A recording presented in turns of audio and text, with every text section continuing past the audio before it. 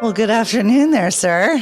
Good afternoon. We're putting on these sunglasses for this because it's about to get real shady up in here. No, I'm kidding. Oh, really? Oh, sounds very juicy. I'm just being serious. No, I'm kidding. But how are you? What you been up to? It's been a minute. It's been a minute. I'm just getting through the summer with the kids being out of school. Oh, yeah. Yeah. Didn't you tell me there's a Harry Potter camp? I just got word from a friend that her kids are going to Harry Potter camp for a week. And I was like, this is unfair that So it jealous. was not around when I was a child, or that I am not a child now. I know. So, yeah. So ever since, I just can't focus on anything else, to be honest. But what I have been doing is I discovered ChatGPT. Yeah.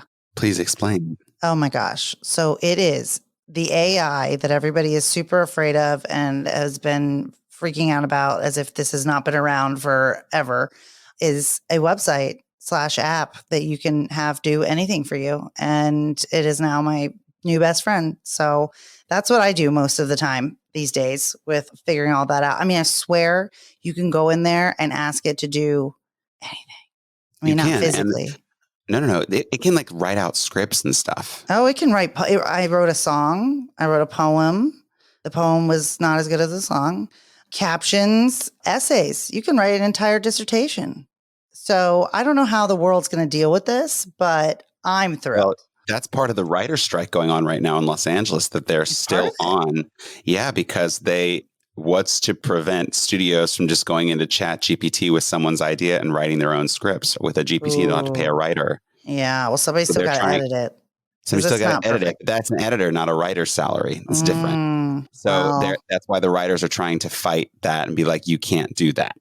Do not do that. Okay. Well, all my thoughts and prayers for them. But you know what they should do is learn how to do ChatGPT better than the execs. And then they can just do, that's basically their new job, is to operate the ChatGPT. Right. I don't know. What's the alternative? I know what else. I don't know what else. Yeah. But, it's apparently going to destroy our whole lives if you listen to any of the talking heads and whatnot. So what does it matter anyways? So what have you been up to? Speaking of Harry Potter, I went to Universal a couple weeks ago and went to Harry Potter World, which was really cool, and the Super Mario World, which was really fun. I'm so jealous. I felt like a kid. But Harry Potter World, I had butterbeer there, which is so delicious. Yeah, had that. It's very good. So good. And then you have all the, you can go and buy your, whatever wand you want. Mm-hmm. And the wands work all over the park. You can do little spells throughout the whole thing. Yeah, you can there'll be a store you walk by and you won't think it's anything. But if you look on the map, you can do a little spell on it and it will make something move in the window. It's really cool. Oh, because when I went to Harry Potter World on this side, on the East Coast, I got myself a wand, but it didn't do anything. It doesn't even do magic. It just feels like it was a big lie. But now that you make magic, maybe that's only doing it for you because you are a magic maker. Maybe because I'm a magic maker. Yeah. Oh my goodness. Yeah, that's been fun. Been traveling in Alaska right now, so that's been a good time. Yeah. And you've been doing some traveling? Any traveling? No, not really. Not really. A little bit. About to though. The kids. I'm going to take the kids up to the mountains to see my parents and then going to Napa for a week. What part of the mountains? In Banner Elk. It's outside of Boone. So it's a lovely area. Yeah. It's nice. Lots of golf. My invitation must have got lost in the mail. Oh no. What happened? It did actually. No, you're invited now. That's fine. No. But aren't you excited about today's guest? I am super, super thrilled. He's kind of I can't believe I'm going to say this. Cover your children's ears if they're in the car listening to this. He's kind of a badass. Oh, yeah. Well, if you have to cover I honestly would take your children out of the car to listen to this because there is a very good amount of cursing. But yeah, he's a badass. I mean, he's a no nonsense kind of guy who is here to help you get your life back together. But, you better be serious about it in a good way. Ready for the journey because he will give you the tools to help you get to the highest version of yourself and a better version of yourself and a more healed version of yourself. Yeah. And I've said it a couple times, but I think if you know anything about David Goggins, this guy is very much on the same track. So, and for all the fans out there, and a little Tony Robbins thrown in there, I think. So, all around, just a motivational guy who's very much focused on healing trauma. So he's right on brand for us. So do you want me to go ahead and tell everybody a little bit about Do you Michael? want to tell our audience about him? I would like to. Yes. Yes. Okay. So Michael Unbroken is an entrepreneur, best-selling author, coach, speaker, and advocate for survivors of childhood trauma. He has written multiple books, including the bestseller Think Unbroken, Understanding and Overcoming Childhood Trauma. Michael has spoken in over 80 countries and is the host of the Top 10 Think Unbroken podcast. He helps other survivors of trauma shift their mindset and provides practical tools to help them heal. Michael is a beacon and a lighthouse to show others how to crack the code to their own life. He's also the founder of his own coaching business and is a mentor to trauma survivors. Michael has overcome homelessness and childhood trauma and now helps others to learn to love themselves and be the hero of their own story.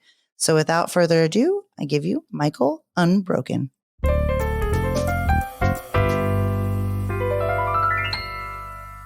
All right. Well, good morning, Michael. How are you doing? Yeah, I'm excited to be here with you guys. It's been great. That's awesome. We're so excited to have you. From everything that we've read and seen and heard, just a great, inspiring person. So it's our honor to have you on, and we're excited that you were able to make time for us. So we know you're super busy. So I'm just going to dive right in and ask you to give us a little background about where you're from, what your childhood was like, and how that kind of led you to your unbroken empire, if you will. Yeah, well, I always try to context this, don't compare your story to mine. My story is kind of like a crazy ass movie in a lot of ways. And I think sometimes it almost seems unbelievable, but it's all true. So 4 years old, my mother was a drug addict and alcoholic. She actually cut off my right index finger. My stepdad was super abusive, the kind of guy who beats up 7-year-olds, total loser, put me in the hospital multiple times, spent a lot of my childhood homeless and deeply in poverty. In fact, lived with 30 different families between 8 to 12, getting bounced around place to place to place.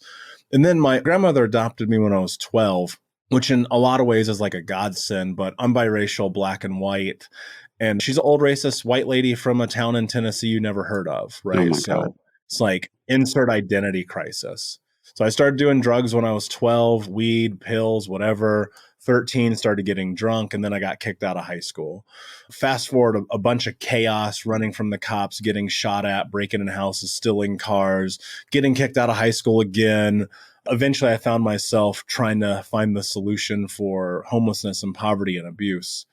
And I landed on money, right? Because I was like, well, this must be we're poor. We're always the poorest family. We've been evicted more times than I can count. There's always a bill collector on the line. Our cars are getting repoed. Maybe the whole reason my life sucks is because I'm poor, right? And that was a real powerful thought. And so I said to myself, by the time I'm 21, I want to make $100,000 a year legally. That part was really important because I've been in handcuffs more times than I can count. I have family in prison, literally to this day for life. And my 3 childhood best friends have been murdered. So it's kind of I knew if I didn't change that, I probably wouldn't be speaking with you guys today, right? And then I just did a lot of work, learned a lot of skills, got a lot of experience in the real world. And as I was heading into 21, I landed a job with a Fortune 10 company. And when I landed that job, started making 6 figures, completely destroyed my life, top to bottom. And as I was heading into 26, I'm 350 pounds, smoking 2 packs a day, drinking myself to sleep. I'm high from the moment I wake up to the moment I go to bed. I'm cheating on my girlfriend. I'm fucking $50,000 in debt, even though I've made almost $1 million. And, it was looking at life through this scope of on paper, everyone would look at it and be like, dude, you have the best life. But in reality, it was a disaster. And so I kind of hit this rock bottom moment, and that's 13 years ago. You've been through so much. And like you said, as a child, you were severely abused and neglected. And among many things that happened to you growing up, you just mentioned your mother cutting off your finger at 4 years old, which is insane to me. She was also, as you said, an alcoholic and drug abuser. and you and your family were homeless at times, and you witnessed your mother attempt suicide. You stole food and water to survive. And like you said, your stepdad beat the crap out of you and put you in the hospital. So how did you manage to cope with all of this at the time? And how do you think you internalized those traumas?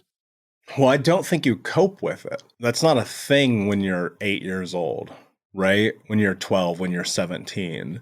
It's like, I'm going to do whatever it takes to survive, right? And so now so much of it is autonomic. It is these responses to these stressors because, if you think about it, like the brain really serves one predominant purpose, right? Survival. And so when it's making meaning of all these environmental things, it's trying to assess, like, how do I survive this?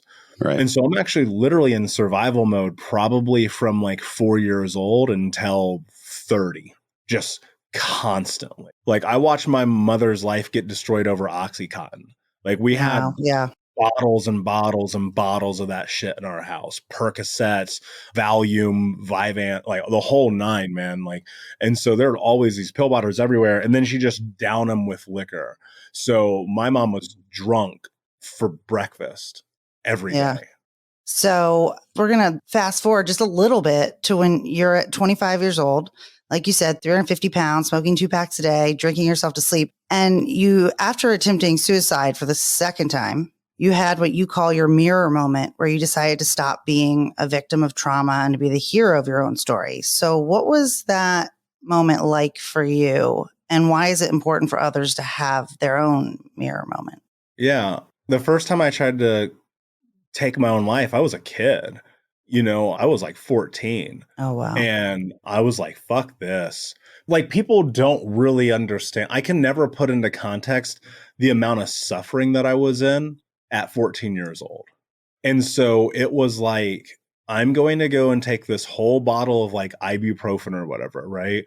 And hopefully not wake up tomorrow. That would have been ideal. Like that was what I was wishing at 14 years old. And as I would come to discover, like that didn't kill. I just threw up all over the place. And like I had a really, really bad next day.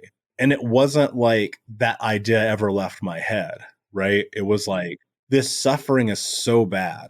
The abuse, the homelessness, getting evicted again, watching my mother just go down this path that like destroying her life. My stepdad just kind of like being this monstrous human being who would pop in and out. He'd show up at family holidays and shit. And the anxiety like would be so high. Like I couldn't think straight. Right. And that's called dissociation. So I'm in this crazy place. But it was constantly that. And the pressure of being super codependent, but then also like being a crazy yes person. I would do whatever people wanted me to do all the time. Which now people will look at me and go, that doesn't seem like this and it's not me today, but it was. And so at 14, I made that decision. And at 25, I was like, I'm done.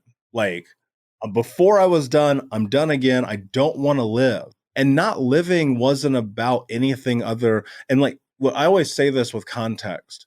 I understand why people want to kill themselves. And we are terrified to have that conversation. And then when people do, we go, I wish they would have reached out. Like people don't understand. At some point you don't want to, you're just done. Right. And so I was like, I'm going to fucking kill myself. And it's like divine intervention, grace, God, Holy Spirit. I don't know shit. But I put a fucking gun in my mouth when I was 25 and on my birthday. And my girlfriend is banging on the bathroom door, begging me to come out. Right. And it was like, I will never forget the feeling of just being like, it wasn't hopelessness. It wasn't like loss or grief, or I was just done. Like it is like, when you leave a restaurant or you leave a relationship and you're like, I'm never going back there again. Like that's how I felt about life. And so fast forward a little bit after that moment, I was like, all right, I'm going to work on trying to get my life at least somewhat better. Right. I didn't know what that meant in the moment, but I was like, okay, I'm going to go to therapy because this is really dark. And what happened was really dark and really, really scary. And that woman who experienced that with me, like she shouldn't have had to go through that. You know what I mean? Yeah. And so I'm like, okay, here's what I'm going to do. I'm going to go to therapy and I'm going to take it seriously. and I'm just going to see what happens. So I'm like going to therapy and I'm doing all this shit. And I pick up the phone and like, here's what I always tell people: 25/26 to 30 years old were the hardest 4 years of my life, because I'm brainwashing myself into basically who I am today, right? I'm doing the work, I'm showing up, but it's like one step forward and a million steps backwards. And so I'm like, okay, what can I do today? Maybe it's just, I won't smoke a cigarette today. Maybe I'll make it an hour and I won't smoke one. Maybe I won't watch porn all day. Maybe whatever that thing is, right? I won't lie to people today. Maybe in this sentence, right? Whatever. I'm like, can I like just put these little pegs on the board? And one day as I'm going through this, I go to the gym and I'm like, I need to call my little brother. And my little brother had done multiple tours in Afghanistan. He had been home for months and I had not seen him. I had not called him. I had not reached out, nothing. And I mean, you got to think about this again. I'm making all this money, have this fancy car, blah, blah, blah. And yet I haven't even talked to my own brother. So I'm in the gym, I'm working out, and I call him. I go, hey man, how's it going? He says, what do you want? Right? You can hear it in his voice, right? He goes, what do you want?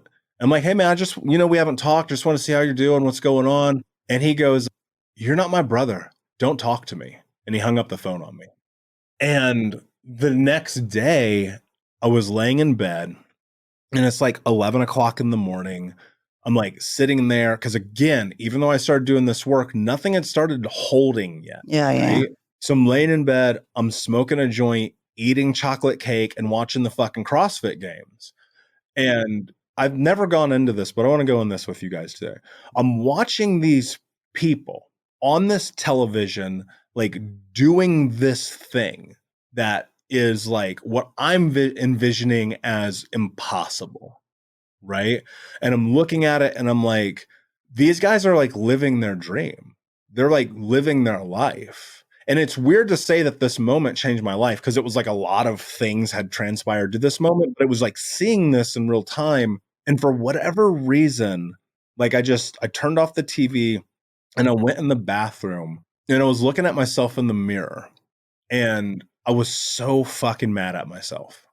And I think people don't understand the power of like anger in this journey and how important it can be and the role that it can play. Cause I was fucking mad. I was like, you are a loser. Now, I'm gonna be clear. I think self-talk is everything. You guys have researched me. You know how I feel about it, right? But in this moment, I didn't need rah-rah bullshit. I didn't need, oh my God, it's gonna be okay. I needed, hey, motherfucker, you did this. And that's what it was in that moment as I'm looking at myself in the mirror. I'm like, you did this. Nobody else did this. Nobody else made you spend this money and hook up with these strangers and cheat on your girlfriend and not call your brother and eat toxic food every day and smoke cigarettes and get drunk and be in debt and lose another job and fail another business. And nobody did this but you. And I started thinking, like, I really was like getting transformed, like in this moment, like I had these thoughts. And one that came to me was when I was 8 years old. And the water company had come and turned our water off. I mean, I grew up in America, in Indianapolis, in the greatest country in the world. We are so fucking poor because my mother's addiction that they turned our water off. Like, think about that for a second. And so I go in the backyard, I get this little blue bucket. And my mom's like, she doesn't say still. She goes, go across the street to the neighbor's house and get water. But don't knock on the door and don't tell them, just do it. And so I go over there and for the first time, I stole water, right? And I remember being in this backyard. I'll never forget this. And I was like, you know what? When I'm a grown up, this is not going to be it. Because the only thing I ever wanted as a kid, I was like, I want to be a grown up. That's it. Because I know if I'm a grown up, I don't got to deal with this anymore. And so here I am looking at this moment in the mirror, 350 pounds, feeling like a complete loser, destroying everything in my life again, and just being like, what are you willing to do, man? What are you willing to do to have the life you want to have? And I'm just like, I'm berating myself. Like, it is aggressive. Like, it is like, I am digging a hole into myself because it was like, up to that point, I'd always blamed everybody.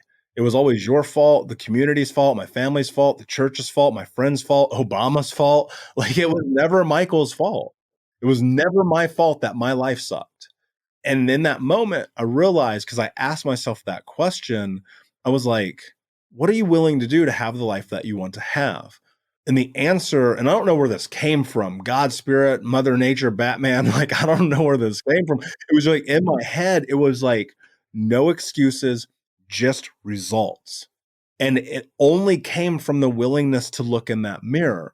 And it was so uncomfortable. It's arguably both simultaneously the best and worst moment of my life. Because as I looked in that mirror, I had to come to the recognition of undeniable truth that I was playing a victim. Yeah. And I want to be clear, because this is where I lose people.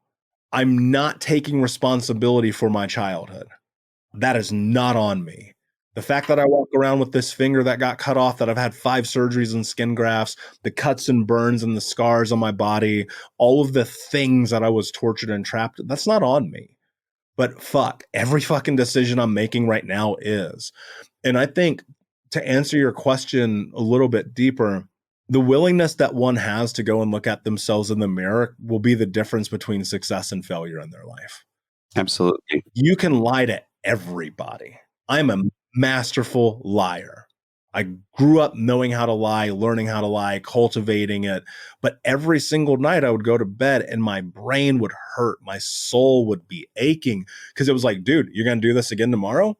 How long are you going to keep playing this fucking game? And so if you're willing to go and look in the mirror, even though it will be so incredibly uncomfortable, and you will have to face truths that you've never faced before, and you're going to have to find a space of culpability for what you have done, which means that now you're going to have to learn tools like grace, like accountability, like discipline, like love, like mindset shifts, right? And integrity. But when you start to do that, your life will become different. And it's the same thing I teach my clients all the time. It's like, we start at the mirror, because at some point, the only way you heal is you recognize that this is on you. Absolutely. Lauren, I talk to a lot of people on the show, and every single time, no matter what it is, we end up coming back to personal responsibility and accountability. So you talk about your journey from being broken to what you call unbroken in your book, Think Unbroken, Understanding and Overcoming Childhood Trauma. Can you give us a brief breakdown of what the book is about and sort of what inspired you to write it? I wanted something to be part self-help, but part like self-discovery in a journal format. That's why there is like, you actually literally write in the book as you go. It's like workshopping yourself just in the context of what you discovered, not in like the long-term play. Because I was like, if you've never heard the concepts of like reconciliation, or what it means to be enmeshed, or what the ACE score is, and I'm like throwing that all at you and you can't make meaning of it, it won't stick. It won't make any sense to your brain. And so when I wrote it, that was the goal. Like, I want something that people just plants a seed. It gives them a little bit of a framework shift, just enough to think like, wait, how did I get here? And then to choose to go deeper in however direction they choose to go deeper. And that's whether it's with me or with therapy or with anybody else. And so ultimately, really, that was the framework of the why. It was just because I wanted to do it. And that definitely reminds me a lot of like the David Goggins kind of outlook on things. And you even talk about in the book how people like David Goggins and Brene Brown were huge influences for you when you were, I think, ready to kind of hear those messages. So could you kind of like explain and expand on what you kind of took from them and how that helped you through your journey? Yeah, I mean, I've taken a lot from a lot of people, and now especially like getting to work directly with people like Tom Bilyeu, Tony Robbins, Grant Cardone, David Meltzer. I mean, like, it's insane the access that I have to incredible human beings, but it wasn't always like that. And this is the thing I want people to really hold on to, because people will hear that and be like, wow, man, you got to work with Tony Robbins. It's like, yeah, I did. But let me tell you about when I was 50 grand in debt, and an ad for a Brendan Burchard course popped up on Facebook, and it was $49 or $50 or whatever. And I remember this so vividly that I was like, looking down at my shoes. I had a pair of Jordan 13s on, $300 shoes. And I was hesitant about buying this $50 course. And I was like, dude, you love your shoes more than you love yourself. And I was like, well, I guess I'm already 50 grand in debt. What the hell? And so I bought that course. And so this journey really began with Brendan. And then it moved to Gary V, because Gary had just started to pop like right when I started to like really move into this. And what Gary always talked about was empathy. And I never knew what that meant. And so that became learning. And then from him, it was just like it kept spiraling forward. And then one day I'm on YouTube. There was a guy on there named Tom Bilyeu, and he had this show called Inside Quest. And Inside Quest was an interview show. It's really, it was like in the realm of School of Greatness, and it was very early on into this game. The production value was super high, and he was interviewing Tony Robbins. Now, look, not that long previously before this, I had been like, man, fuck Tony Robbins, right? He doesn't know anything about my life. What does this guy know, right? Obviously, you research Tony, he's been through some things, right? And so Tom is interviewing. At the start of the interview, he goes, the mission of Quest is to help people get out of the Matrix. And the first time I saw the movie, The Matrix, I actually just watched it last night. It's funny. I've watched it hundreds of times. The first time that I saw that film, my mom was in recovery, of one of many recoveries. And of course, we're dirt poor, but she had come over to my grandmother's house and picked me and my brothers up and took us to the Dollar Movie. If you guys remember that, back in the 90s, you could go to the movies for $1. Oh, those were the days.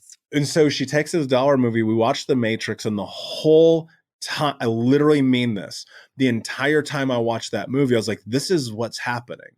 It felt so true to me, and I'll never understand why. And it still feels true to me to this day. And so I'm watching this movie, fast forward 10 years or whatever, 12, 14, I don't know the window. And Tom says that. And that, I just fell into his ecosystem so deeply. And I've had the fortune of having dinner with Tom multiple times, having him on this podcast, speaking at events with him, and that dude changed my life forever. But at first, Laura, to answer your question, it was like, I will listen to the podcasts, right? And they weren't even really called podcasts back then. Yeah. I will buy the books.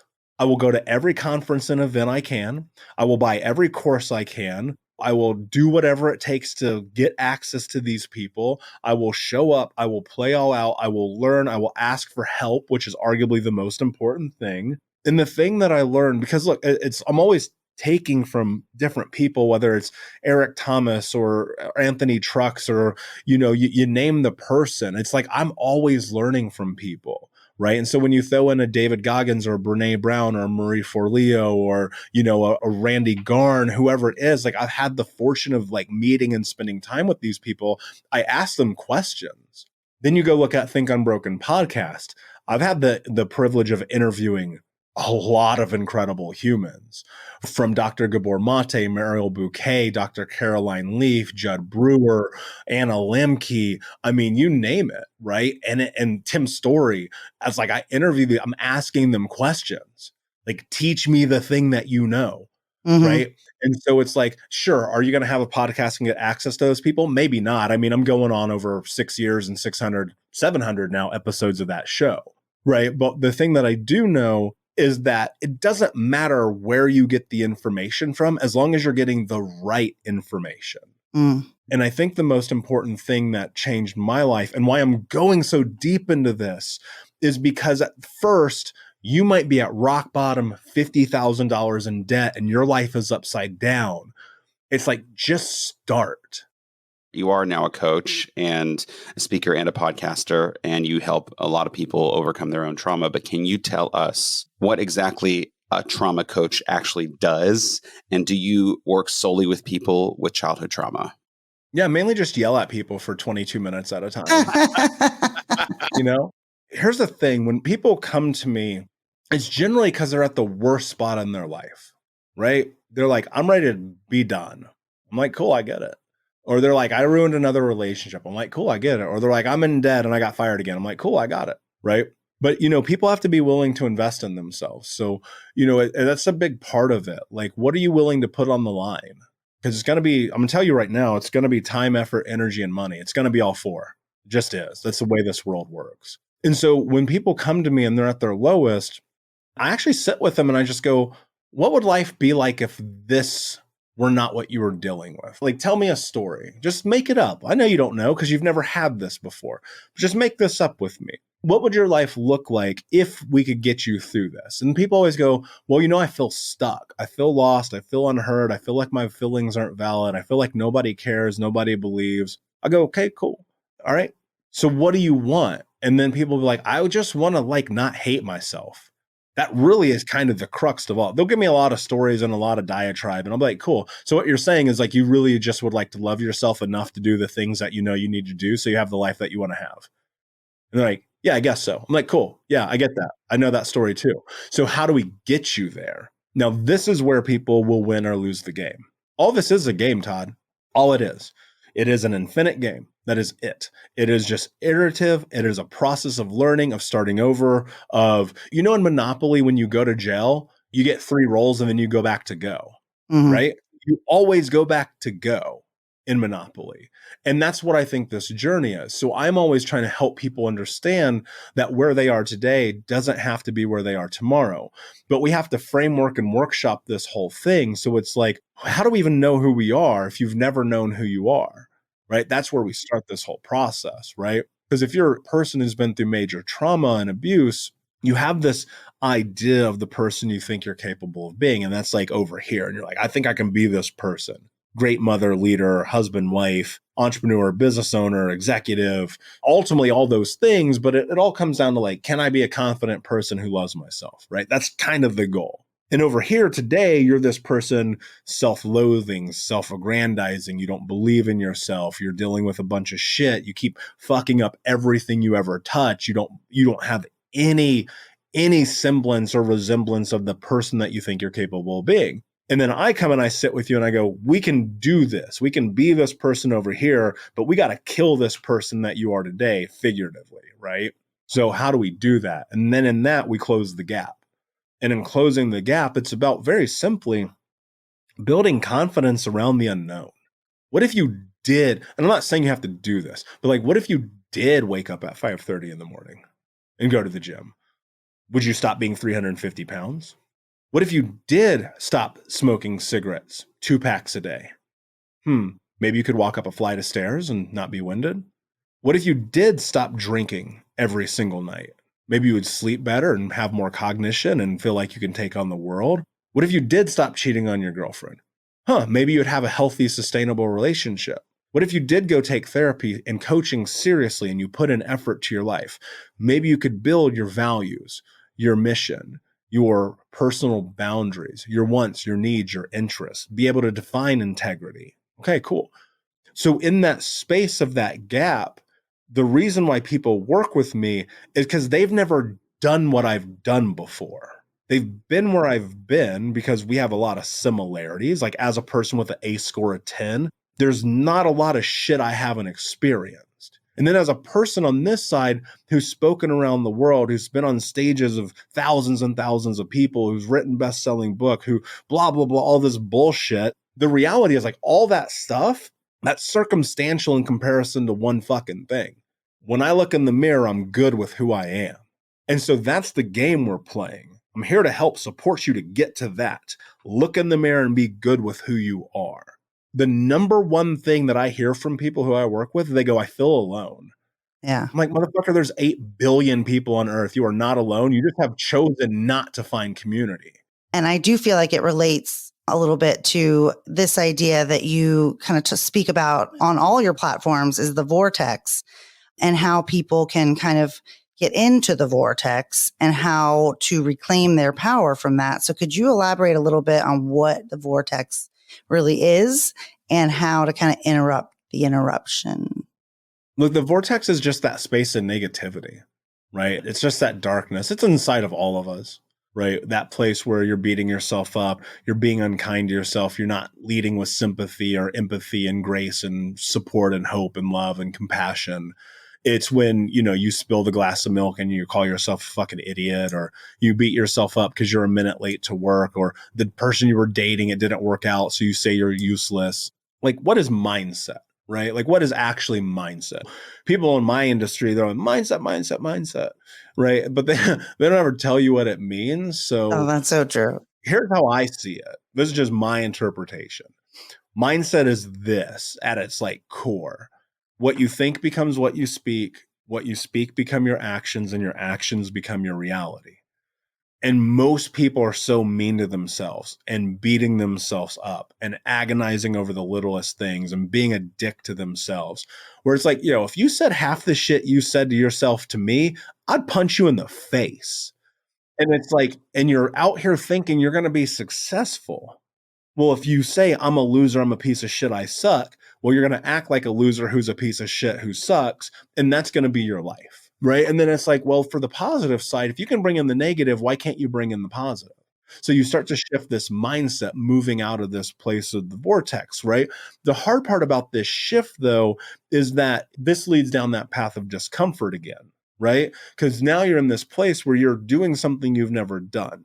And the autonomic response to the unknown is to revert back to prior behavior so you feel comfortable, right? Because comfort equals safety. And ultimately, if the brain's number one and predominant service is safety, you're going to do whatever it takes to feel safe, i.e., which leads to comfort, which means you're going to continually take one step forward and 10 steps backwards until you actually realize that you're having a literal physiological and biological experience in which you are dealing with dopamine, epinephrine, oxytocin, all of these things every single day, right? And the brain seeks those pleasure and reward chemicals.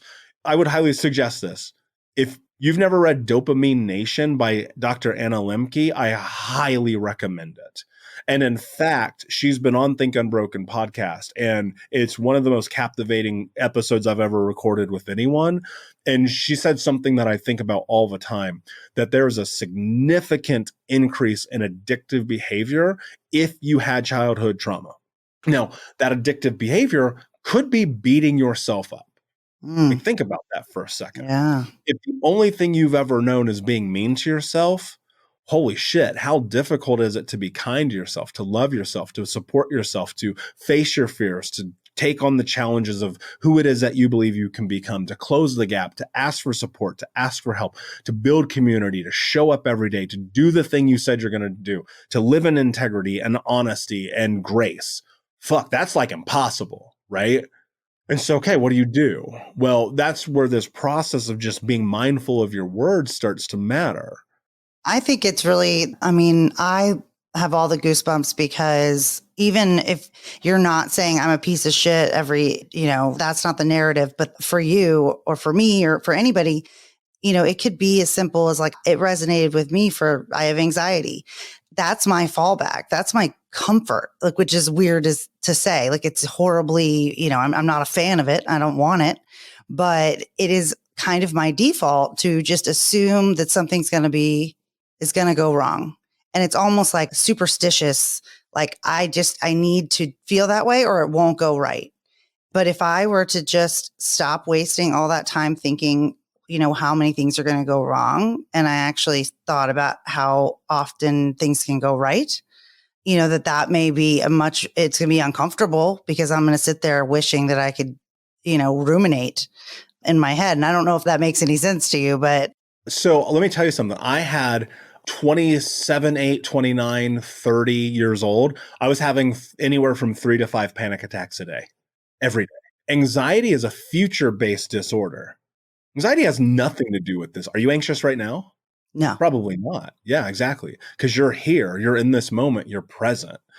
You want to have anxiety? Go think about the future. You want to be depressed? Think about the past. And it's here's what I've come to realize. and it's sorry, Todd needs a minute. Little mic drop moment there for you, Michael. Just here's how I came to discover this, because it was why am I worried about shit I can't control either then or now? Right? The only thing I have is this moment. And one of the things that I'm a nihilist, okay? At the end of the day, and this probably serves me very well with anxiety, because it doesn't matter. Laura, you're going to die. I don't know if you know this or not. Yeah, it's true. coming. Yeah. It's coming. Why the fuck are you worried about tomorrow? You don't even know if tomorrow's going to happen. You don't even know if 5 minutes from now is going to happen. It's very true. And then people go, well, I'm anxious about that. I'm like, well, you're going to die, so you're not going to know anyway. And when you're dead, you won't know. So why are you fucking worried about it, right? And people are like, well, what if I change and I change jobs and then my life is different? I'm like, good. You're like, what if I leave this relationship I've been in 20 years that doesn't serve me? I'm like, great, you'll find out who you are. And people are like, well, I'm scared. I'm like, perfect. Because now is the opportunity, right? And it's like people are so fucking fearful of everything all the time. And I'm like, okay, well, one, there's anxiety of the future, right? But then there's anxiety that's self-invoked. How much caffeine are you drinking? How long are you scrolling? What is the food you're putting in your body? How often are you consuming garbage television? Are you watching things that don't serve you? And like, there's so much, like, and especially, I'm not saying this is you because I don't know you, but women love murder porn. And they're like, why am I anxious at night? Well, I don't know, because you're watching people getting fucking murdered all night. No wonder you're like, are you high? Like, what are you doing? And so it's like, at some point, you have to think about the role that you play. Like, literally, if I drink a Red Bull, I'm like going to have the most anxiety on planet fucking. I'm freaking out. I'm shaking. I can't think straight. Right? You're consuming, like, what you eat matters, but also what you think matters. And so you're consuming all this toxic media constantly. And then you're comparing yourself to the guy on Instagram or the woman on Instagram. It's like, those people's lives suck. Trust me. I know some of the richest people in America. Those people suck. I won't name them, but I know a lot of them. Right? And I know a lot of people who are poor and they suck too. And it's like, fine, who gives a shit? What matters is, like, right now, are you in this moment? Can you be here, knowing that this is actually the only moment that matters? Because when this moment is over, it is gone, it is done, it cannot be changed. It forever and in perpetuity exists only in this energy of reciprocation that we put back out. You'll copy that, you'll put it on the internet, this moment will exist again, but not in real time. And so people get caught up in the future and they're like, I'm 36 and I don't have the life that I want. I'm like, and? You're 36. We're all going to live to like 97 if we're lucky, especially with technology. And it's like, you're 50. So who gives a fuck? Like, go live your life. Look, we are indoctrinated from the time we are children to be anxious about uncontrollable variables of the future that don't actually matter. Because from the time you're a kid, all you ever hear is get good grades, go to a good college, get a good job, get married, have kids, get the house, be in debt. You don't hear go chase your dreams, show up every day, take the risk, challenge yourself to the unknown, and love the process. But you discussed in one of your podcasts the 3 most profound steps you can take towards healing, which are trusting yourself, removing people from your life, and letting go. And so, Michael, can you explain on why these steps are so important to healing? Well, trusting yourself is the hardest thing that we do. And that's why I led off with that, right? Trusting yourself is so incredibly important because that is the space in which you build confidence, right? That's the space in which you discover who you really are, because you're going to have to trust yourself in order to navigate this world. I think that's a very powerful message. And I can't emphasize enough how much I want everybody to go get your book, whether it's listening. I like the listening part, but just the book itself, because so many of these amazing nuggets of wisdom, just chapter after chapter. And, some of it is kind of like I think a good dose of reality. I think you're very accurate in describing yourself of being a realist, because it's at the end of the day, you can't argue with that. So I just, can't thank you enough for writing the book to begin with. And, we don't want to keep you, we could sit here and talk for hours and hours, but we know you're extremely busy. So I think that's kind of a good thing to drive home to our listeners. There's more of that in your book with your coaching. I know everybody can go find you at Michael Unbroken across everything, but we do have a tradition on this show before we let you go. And it's called the question of the day. And it's just a little bit something like, after we have some intense conversation, just let some fun roll out. So would you, Michael, rather spend the night in an incredible luxury hotel penthouse or camping surrounded by beautiful scenery? Penthouse all day. I hate camping. Oh my God. So I love how fast that was. Literally. Love that. Oh my gosh. Perfect. Yeah. Well, I think we all know where the rest of us stand too.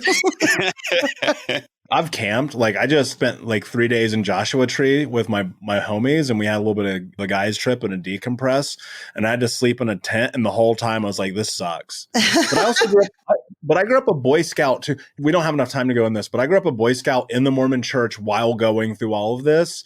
I've spent a lot of time in nature. I'm good. Give me the fucking penthouse. Yeah. I love that. We can't thank you enough for coming on today. Honestly, really can't. Thank you so much. For everybody else, we'll have everything in the show notes to go check out his podcast as well as all the other resources. But we just hope you have an amazing rest of your afternoon. And thank you again for coming on. Yeah, my pleasure, guys. All right. Bye.